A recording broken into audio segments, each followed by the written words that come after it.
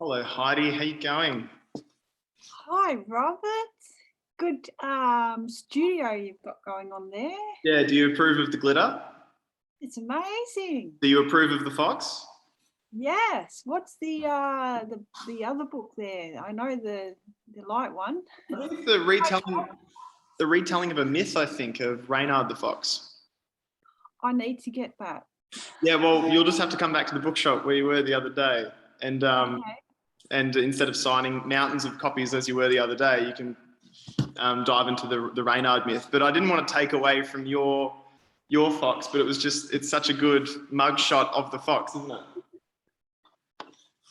That's fantastic. Thank you so much. So are you at the bookshop or have you got an off-site studio? No, so we are upstairs at the bookshop. We have a space up here where we do our events, and looking forward actually to getting back to our live events. So that's going to be fantastic. But yeah, we have a little space hidden away up here, and again, hopefully in the coming months we'll be able to have people come for our live events. It'll be awesome if we can get that up and running again. Brilliant.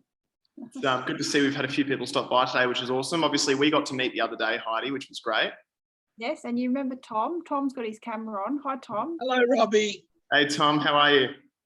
Good. Yourself? Yeah, good. We gave you and Heidi a workout the other day, just with mounds and mounds of books walking out of the shop to get them. You're lucky. You're lucky we returned them, Robbie.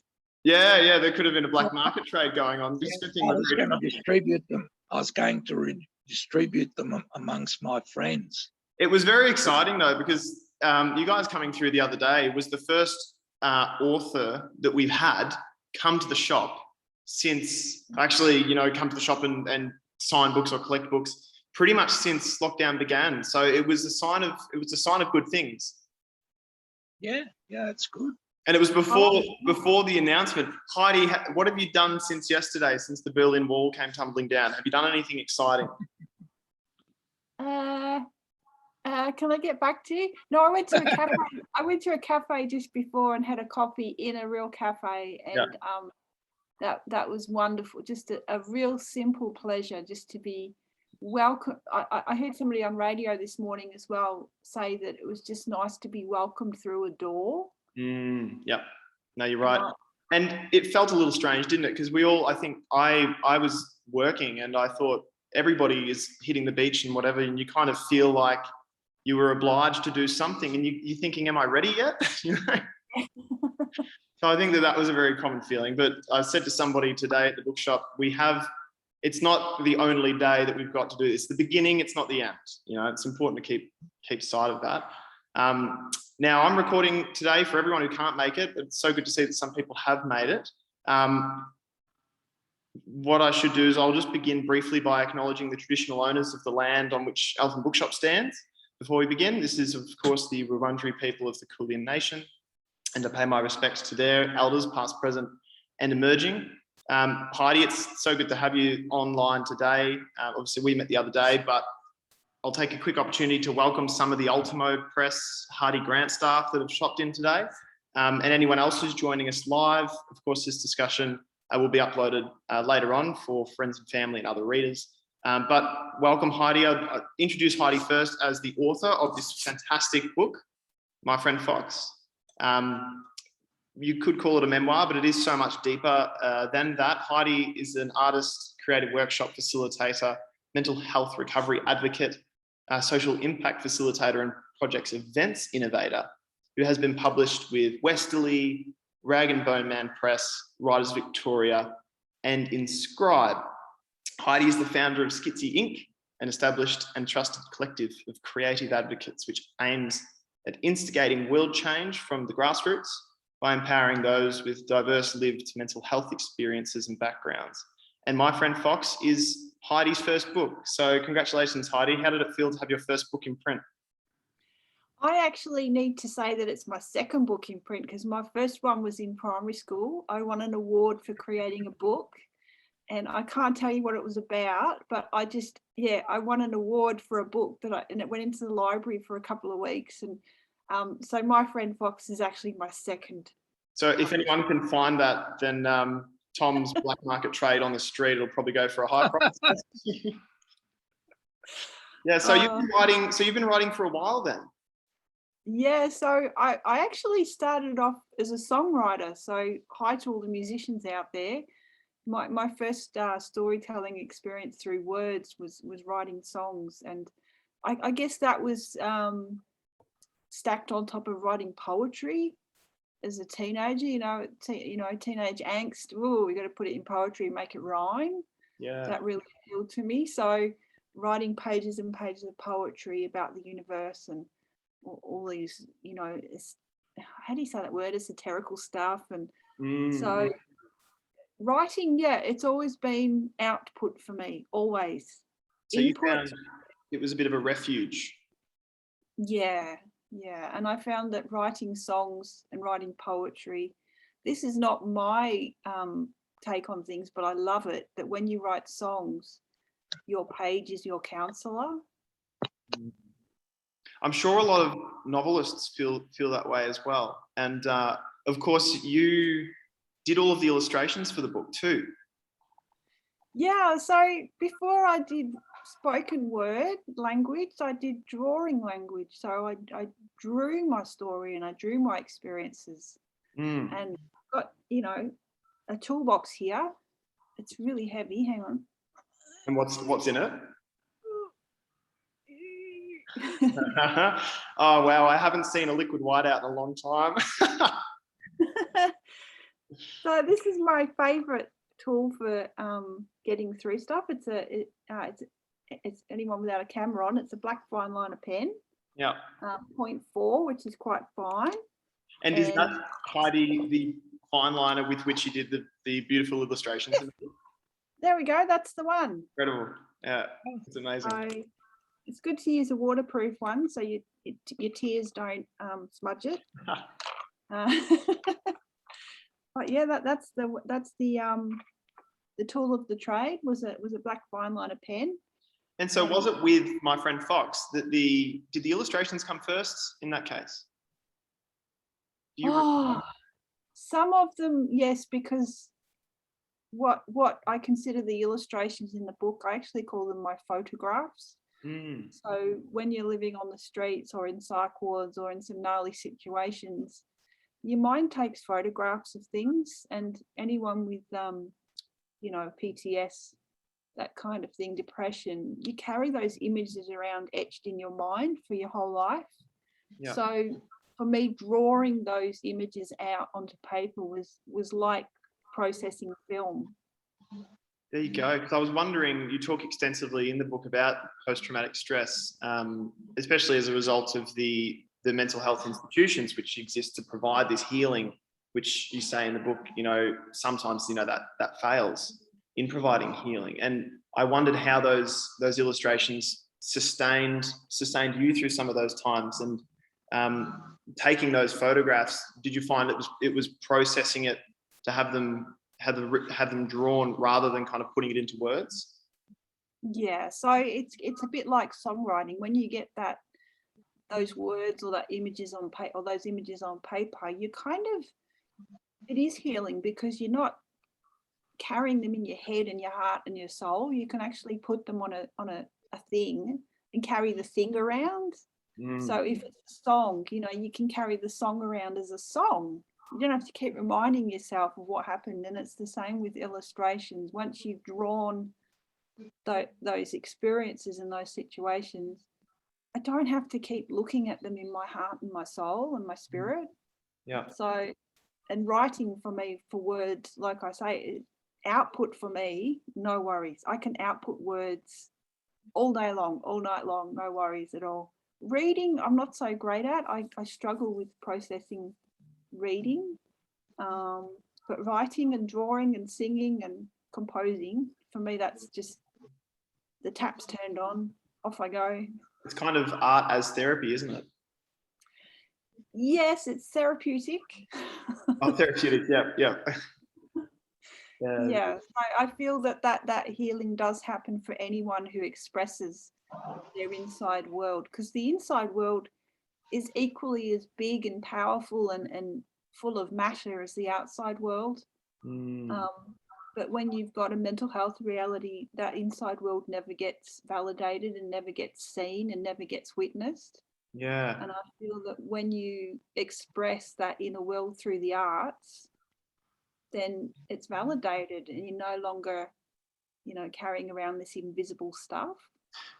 In terms of expressing those two worlds that you talk about, you grew up in the UK and you include at the beginning of the book a quote from Antoine de Saint-Exupéry's Little Prince, sorry, nearly gave it away. And I wonder, is that where Fox came from? Or is there another origin story for Fox?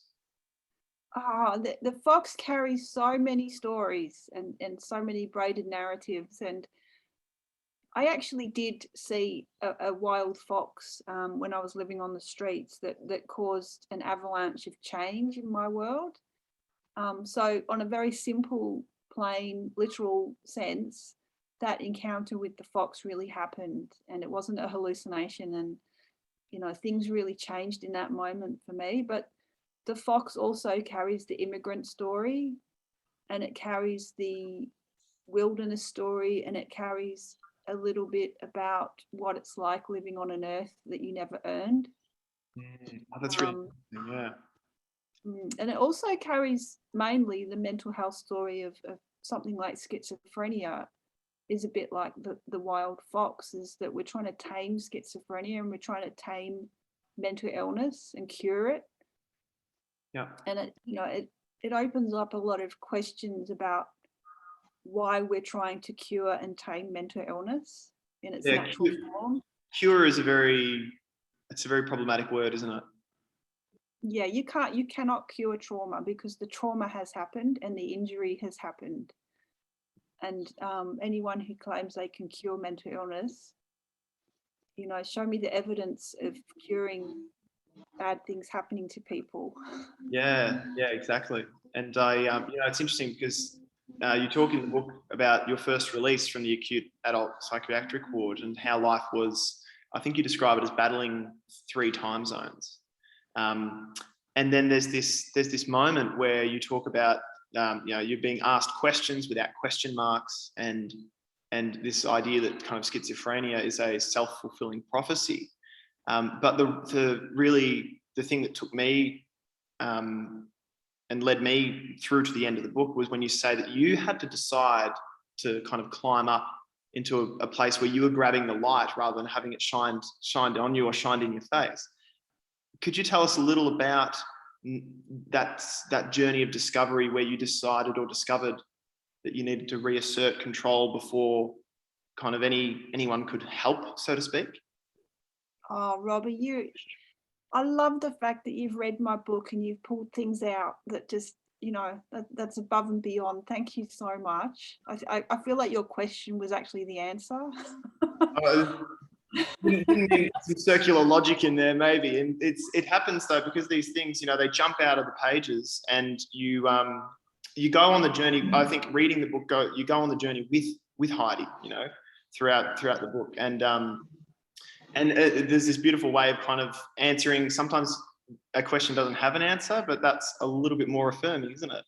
Mm-hmm. But yeah, I just wondered, the third parties really weren't achieving very much, but it was empowering. It was very empowering to hear your take on reasserting control. And was it a light bulb moment, or was it more gradual than that for you? It was a torch in the face moment at 3 a.m. in the morning in a psych ward. Quite literally, yeah. Yes. Yeah. So, you know, content warning, woo, woo, woo, woo. We're going to talk about psych wards. When you're first admitted, you don't get admitted for having a mental illness, let's put it that way, and you don't get admitted for being distressed. The only way you get admitted into a public psych ward is if your life is in mortal danger, or, you know, let's just leave it at that. So they have to check on you that you're still breathing through the night. And so for the first, I don't know, week or so, the staff come in at regular time. Sometimes it's 15 minutes, every 15 minutes, sometimes, and then it, you know, stretches out to an hour, and then 2 hours, and then every 6 hours. And they will literally come in with a big dolphin ever-ready torch and shine it in your face. So that kind of to me was the light bulb moment. But I think the public psychiatric system, it does a wonderful job of keeping us alive. Brilliant, you know, you can't argue that really. Yes, you could actually, but not here. But it doesn't really give you much to walk out the door with or wheel out the door with.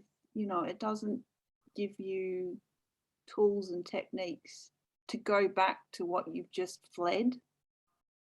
And so for me, doing that a number of times, being admitted, going through the system and then getting discharged, every time I was discharged, it was going back to what I'd just fled. So, and I'm a person who has to fix things.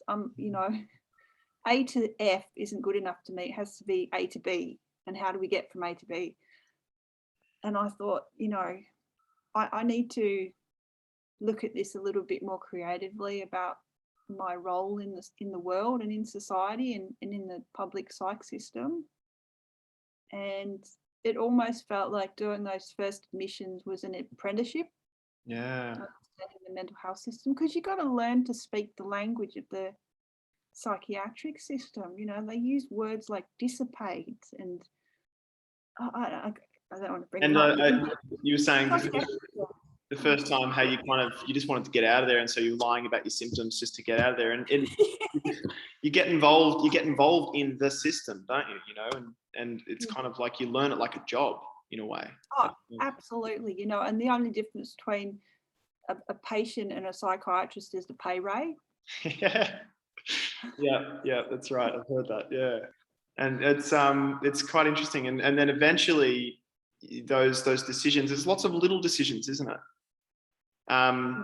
You know, and I think that one of the real heroes of this book is, although it's about Fox, there's another canine who plays a role in this book, and arguably a much bigger one than Fox. And I wonder what you can tell us about Tigger, if that's not too much of an emotional thing to ask. Yeah, thank you. And here's cheers to all the dogs out there and the dogs that have recently passed, that have gone to the big bridge in the sky, and you know, Tigger's there now. And I think for me, when there he is. There he is. Yeah, so Tigger to me was who was pulling who on the lead a lot of times. And for the first 5 or 6 years, Tigger pulled me into social spaces on the end of the lead. I didn't want to go into TAFE classrooms. I didn't want to go into rehab.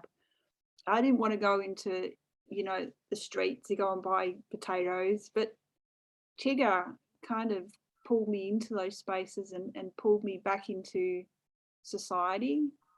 And so I can't help but just feel immense gratitude and love for that little red dog. And it's no accident that Tigger looked like a fox. I mean, that picture you've got there in the background, Robbie, of what's that fox there? Yeah. That's Tigger. Looks a lot like him, does it? Yeah. Remind me, what breed was Tigger? So he's a Shiba Inu, and it's a tiny little, no, it's not tiny, it's not a pom-pom dog. It's a little red dog, a half-size dingo, and they're native to Japan. Yep. And they don't want to play ball and fetch. They want to sit with you and read the newspaper and solve cryptic crosswords with you. Yeah. So I recommend a Shiba Inu to anybody looking for a dog that wants to work on world peace. And, so anyone in government, anyone working for the UN, mandatory prerequisite must have a Shiba Inu. Yeah, or replace it with a Shiba Inu. Yeah, put them in the seat. You know, MPs probably would be better, wouldn't it? You know, and I mean, Tigger to me, Tigger was empathy to me in the book. And did you learn empathy from Tigger, do you think? Yeah. Absolutely. What a great question. And I think a lot of people with dogs that live on the edges those dogs teach lessons that we never learnt as kids. Yeah. You know, they're beautiful teachers. So it's no surprise that people that live on the streets, their dogs mean so much to them, because for the first time in their lives, those people might be experiencing love or touch, you know, the connection of one creature to another. Yeah. And loyalty and friendship and, you know, curiosity and really not seeing the deficit, but seeing what we can offer. Dogs are wonderful that way, because they just want the best. They want affirmation, and they want to do things for you. And they've kind of just got all the best things. That perhaps it's a controversial thing to say, but kind of cats got everything else, and dogs kind of just got all the pure stuff, you know? I was going to say there's probably some cat people listening. But cats do their thing too. No, cats their own universe. Did you, Heidi, have any passages marked out that because I really want to hear your voice and your voice on the words. I'm conscious that we've got limited time today. Also, with anybody who's listening in, if you have questions for Heidi, I'd love you to put them in the chat. If you have any questions, then we can get those before we wrap up today. But did you have a passage, Heidi, that you could read us today? Oh, yeah, sure. I think it's just about that little bit we were talking about learning psychiatrian language. Yeah. Because, you know, it's not my fault a counsellor can't play music or guitar, but it is my fault if I can't speak mental health. Yeah. So this is a little bit about that situation where it happened to me in the psych ward, where I was learning this foreign language.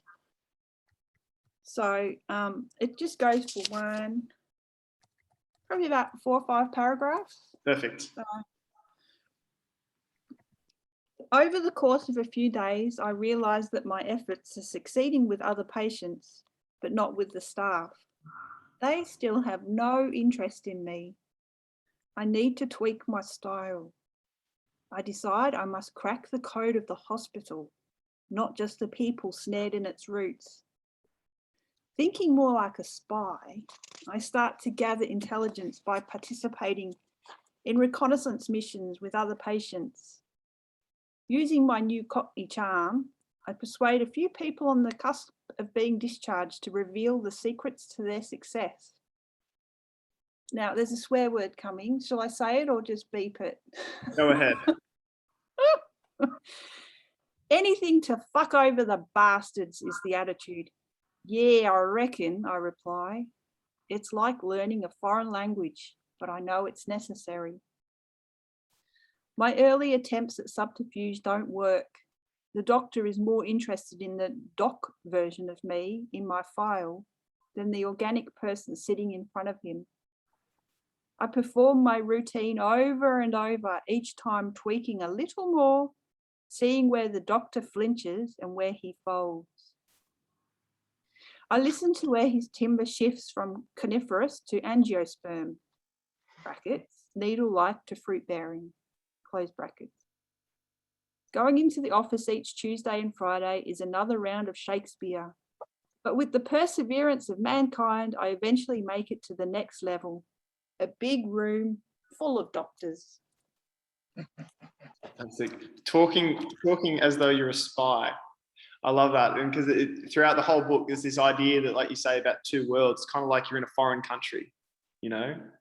And that's so perfect. And I'm glad that you didn't censor it, because your voice in the book is my favorite part of the book, because it's so honest.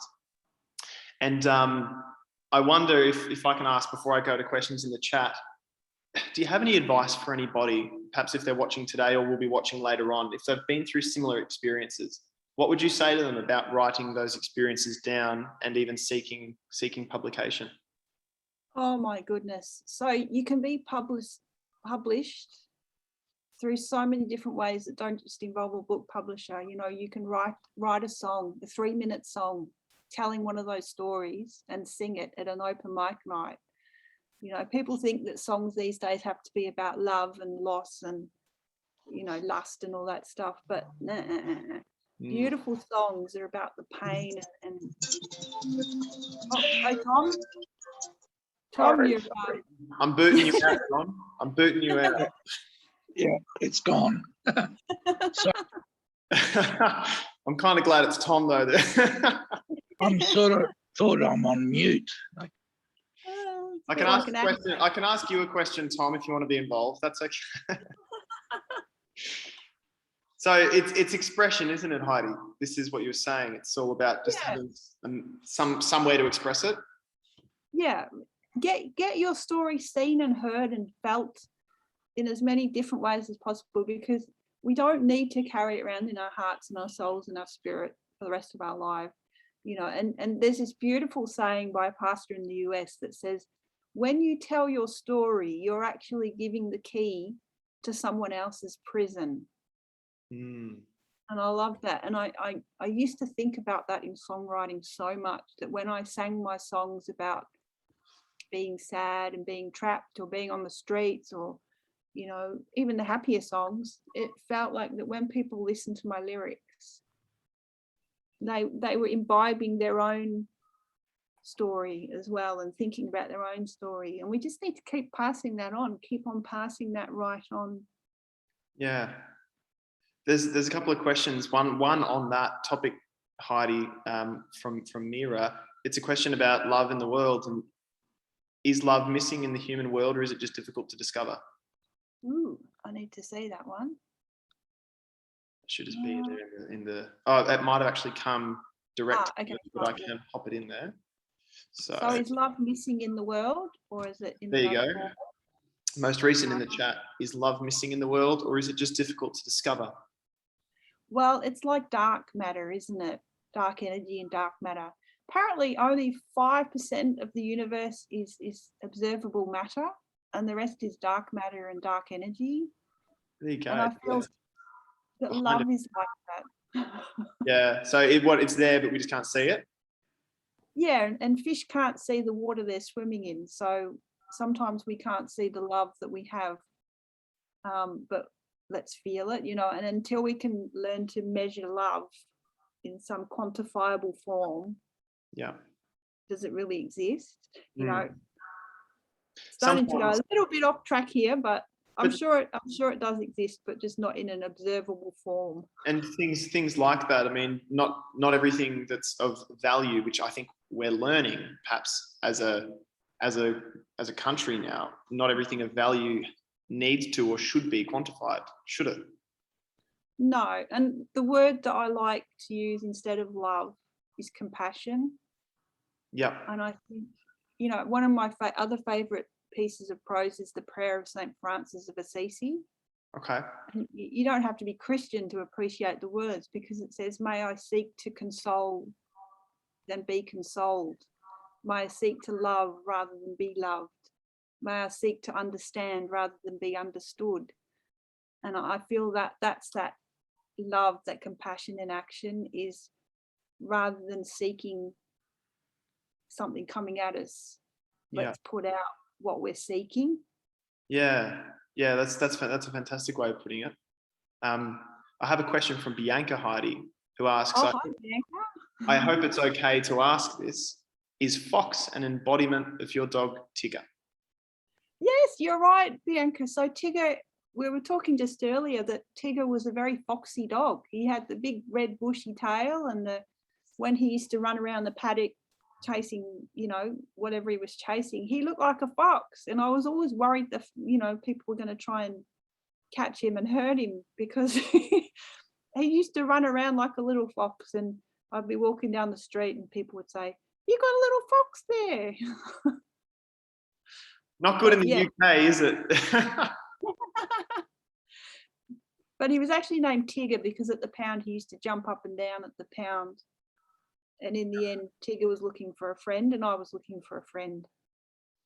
I'll do a couple of questions out of the chat here, and then I'll jump to Tom in the last 10 minutes that we've got. Liz asks a great question, Heidi. I used teaching as my expression of self and recovery, training peer workers to serve in the system as a buffer.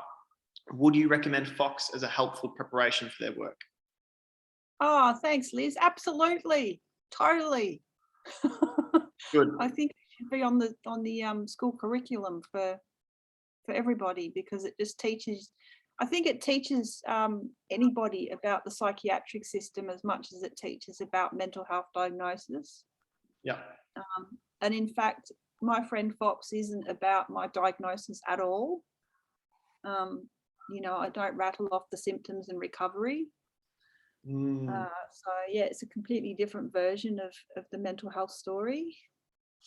That's good. So we'll be encouraging people, you know, in schools and obviously these situations lies with Liz's work. I have just put the link in the chat, Liz and any others. So looking to order Heidi's book for any situation, of course, follow that link straight to our website where we've got My Friend Fox for sale. Lynn and Tim ask a question, Heidi. Could you expand a little on the first half of page 39? Already the first 3 chapters have been healing for me. Thanks, Liz. Lynn and Tim, hello. I can see you over there. I feel like I want to come over to your place for a cuppa. You may need to, because it's the start of the chapter set, Heidi. So the first half is about going around a few circles of the sun before I got diagnosed with a Schizoaffective at 24. So and growing up in a different landscape that kind of was a bit tricky. So yeah, it's hard to get into that, but I feel that you know, I used to hear voices when I was 5 and 6 and 7. My first ever voice was asked me if I wanted a cup of tea, and I was so disappointed when the cup of tea didn't materialize.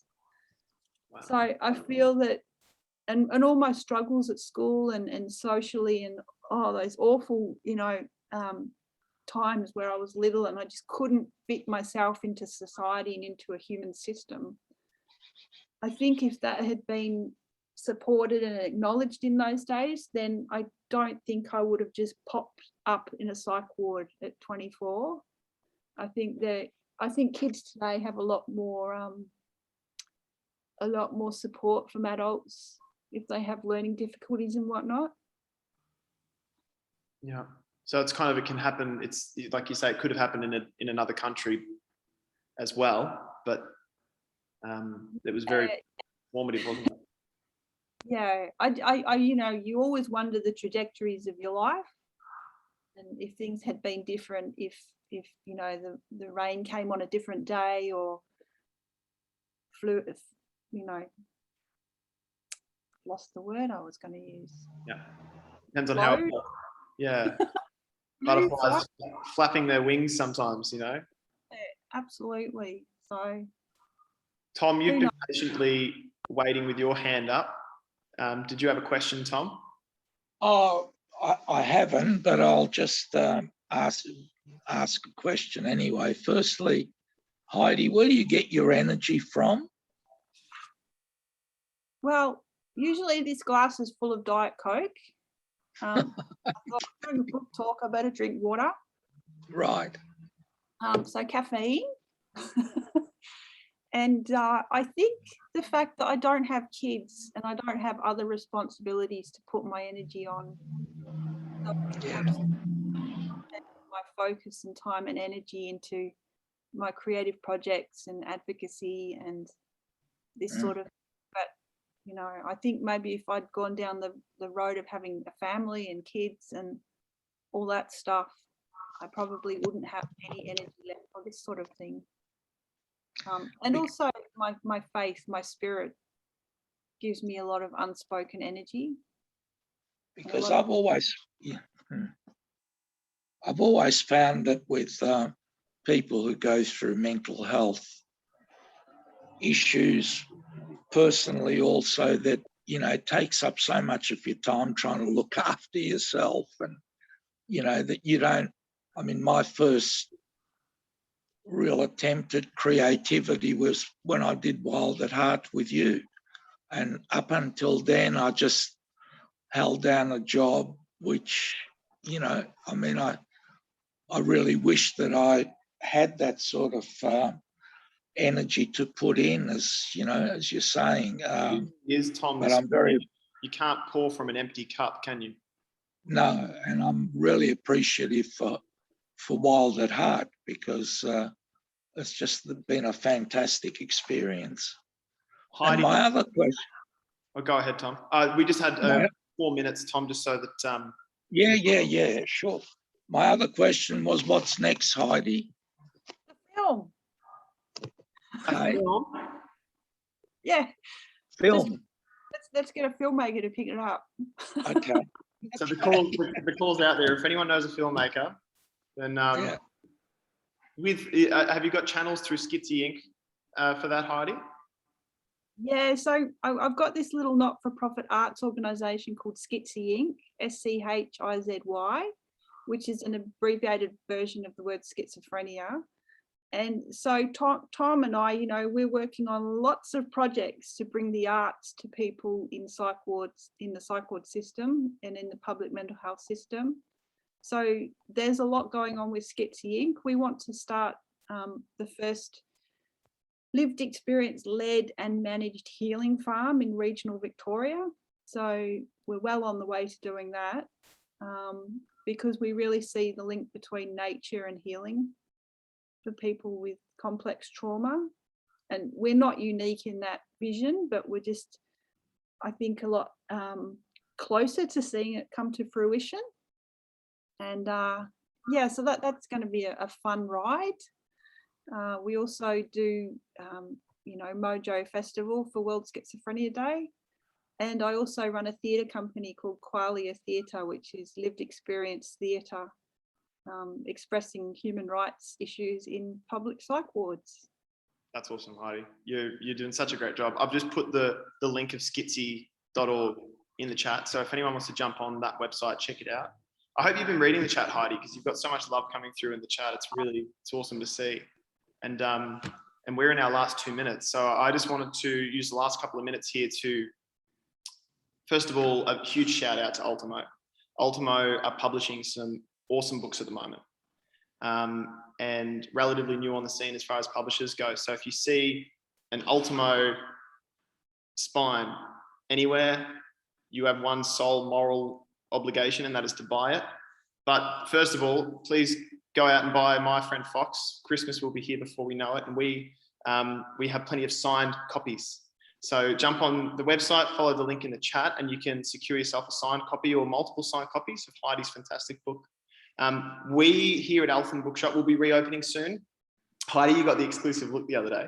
But if everyone watches our socials, I don't think we have a concrete date yet, but retail will be doors open again. Of course, we're open every day of the week for click and collect, but we will be open for bookshop browsing very soon.